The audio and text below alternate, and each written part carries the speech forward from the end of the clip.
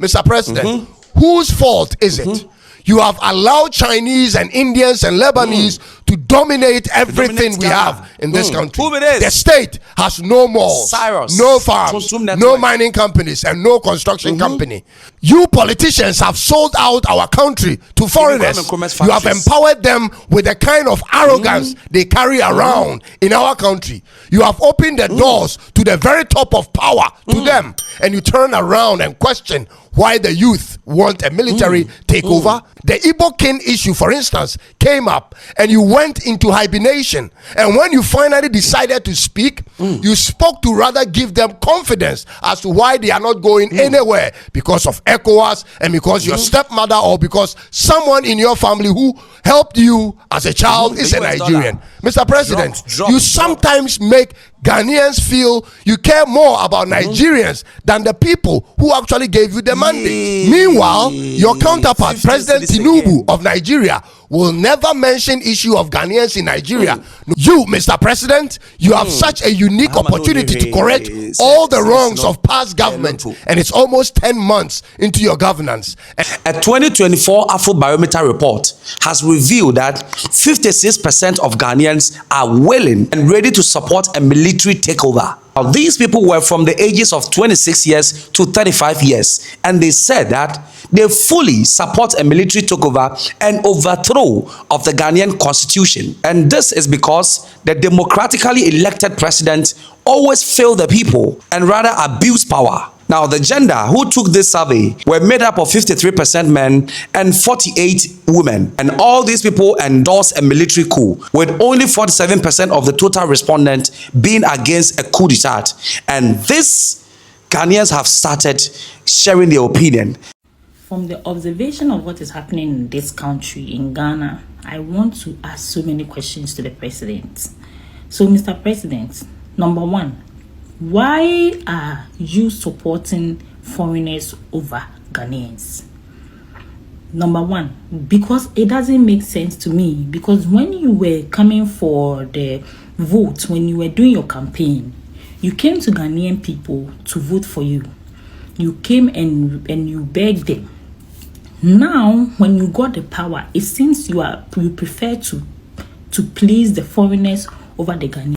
Let's talk about the retail businesses. Mr. President, retail businesses are for Ghanaians only. Why are you going to review the retail businesses? Are you going to review it to suit the foreigners, or you are going to review it to benefit Ghanaians? Then if that, then you should reduce tariff at the port so that Ghanaians can import goods instead of foreigners smuggling goods and selling them cheaper in the market. Mr. President, you are also sending 100,000 Ghanaians to Serbia. How did we get here? How are Ghanaian youth going to stay in Serbia, and what did Serbia do for Ghanaian youth or even for Ghanaians to deserve our human resources? Nigerians claim that you promised them that you were going to protect them because your mother is a Nigerian. Is this true? And Mr. President, why did you not declare that your mother was a Nigerian when you were asking for the mandate of Ghanaians during your campaign? Mr. President, you said that you are going to look for IP addresses of people who talk about hate, who incite hatred. Do you know that because of how you are, some of your words, Nigerians are abusing Ghanaians on this internet day in, day out, when they are the ones in our country? Mr. President, do you know that these Biafra people are T groups? Do you know that they are causing a lot of problems in Nigeria? Why are you supporting this agenda in Ghana? On January 7th, you swore that you were going to protect Ghanaians in the interest of Ghanaians. But everything that has happened so far does not show that you put the Ghanaian first. It shows that you are more interested in your diplomatic image, in your image to foreigners, to please them, at the detriment of the poor Ghanaian. Mr. President, what have you done, or what policies have you done to benefit the Ghanaian people so that they don't have to travel outside the country anymore? Please let me know. Thank you. And those who support the president, you can let me know. Thank you. First of all, according to Global Info Analytics, the approval ratings of the president, Mr. Mahama, has reduced among Ghanaians. So his approval ratings has reduced from 73% to 67%. Even though it's not that bad, the rating is still reasonably high. It has reduced, and that is not a good look. Look, there's a lot of reasons why his approval ratings has reduced. Number one, the president refused to listen to us. Look, Ghanaians have been speaking about the influx of illegal immigrants in the country, perpetuating nuisance. The president says he's not deporting anybody.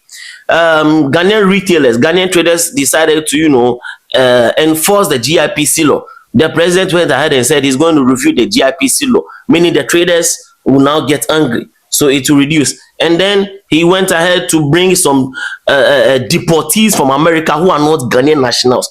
Some people that different nationalities that have been deported from Nigeria, he brought them to Ghana. That also contributed to his approval ratings reducing. The Biniyiri conflict that left over 10,000 people displaced, most of them going to Cote d'Ivoire, the Inquanta one. So there is a lot of factors going on.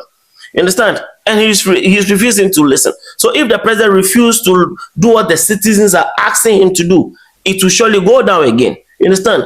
We are bringing deportees from other nations, which is making Ghanaians very angry.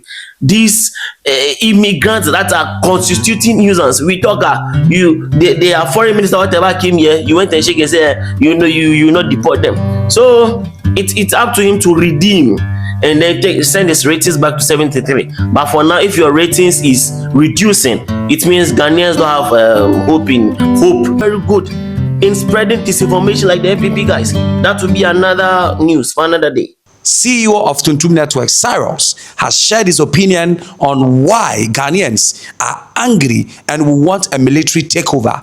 Now, according to some of the reasons he gave, the Ghanaian President John Dramani Mahama, instead of fixing the economy, is rather giving foreign influence and giving the foreigners opportunity to own the country.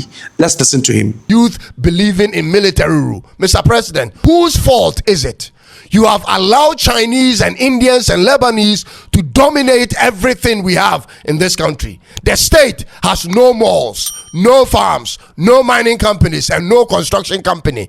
You politicians have sold out our country to foreigners. You have empowered them with the kind of arrogance they carry around in our country. You have opened the doors to the very top of power to them, and you turn around and question why the youth want a military takeover. You, Mr. President, you have such a unique opportunity to correct all the wrongs of past government, and it's almost 10 months into your governance, and people are already beginning to have doubts.